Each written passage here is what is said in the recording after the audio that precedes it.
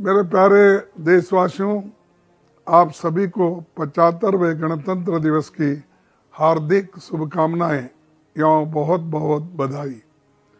आज से 74 साल पहले आज ही के दिन साम्राज्यवाद, सामंतवाद और उपनिवेश ताकतों के बेड़ियों को तोड़कर भारत गणराज्य बना और हमारी संविधान लागू हुआ।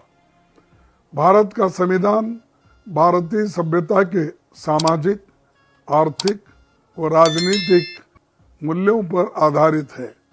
न्याय, मर्यादा, समता, समभाव इसके मजबूत स्तंभ है और यही हमारे सामाजिक, आर्थिक और राजनीतिक परिवर्तन के मानक भी बने हैं।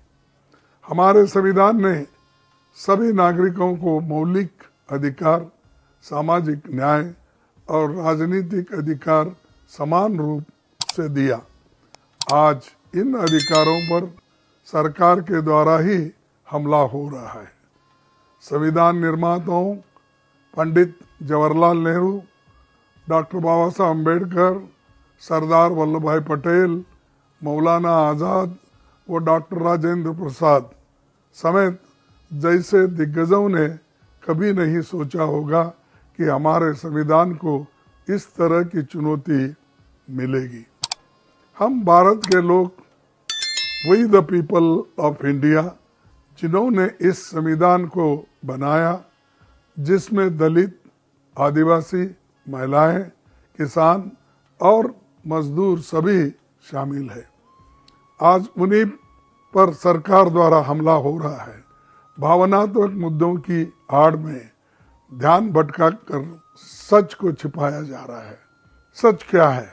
सच ये है, आज गरीबी बढ़ रही है। यह अकेली ऐसी सरकार है जिसके कार्यकाल में 7 करोड़ 50 लाख लोग गरीबी में दोबारा धकेल दिए गए। सच ये है कि महंगाई और घटती आय की वजह से देश के आम परिवारों की बचत 50 सालों में सबसे कम है। सच ये है कि युवाओं की बेरोजगारी 45 सालों में सबसे चरम पर है। सच ये है कि विपक्ष के 146 सांसदों को सरकार से सवाल पूछने के लिए संसद से बाहर निकाला दिया जाता है और महत्वपूर्ण कानून पास करवा दिए गए। सच ये है कि दलितों, आदिवासियों, पिछड़े वर्गों पर अत्याचार हो रहा है। सच ये है कि सभी स्वतंत्र संवैधानिक संस्थाओं पर गुप्त तरीके से संघ और भाजपा का नियंत्रण करने का प्रयास हो रहा है। सच ये है कि स्वतंत्र मीडिया का इस्तेमाल प्रलोभन अथवा दबाव से सत्ता पक्ष के गुणगान करने के लिए किया जा रहा है। संविधान पर हमला एक सोचे समझे षड्यंत्र का हिस्सा है।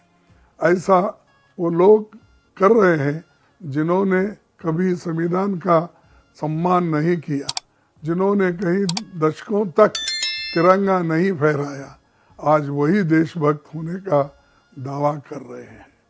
मेरे देशवासियों, वर्ष 2024 भारत के लिए बहुत महत्वपूर्ण वर्ष है।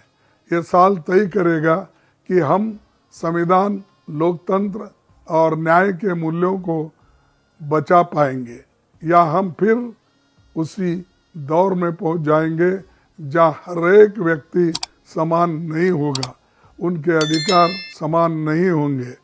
कांग्रेस पार्टी ने इन मूल्यों को बचाने के लिए और सामाजिक, आर्थिक तथा राजनीतिक न्याय को पुनः स्थापित करने का संकल्प लिया है।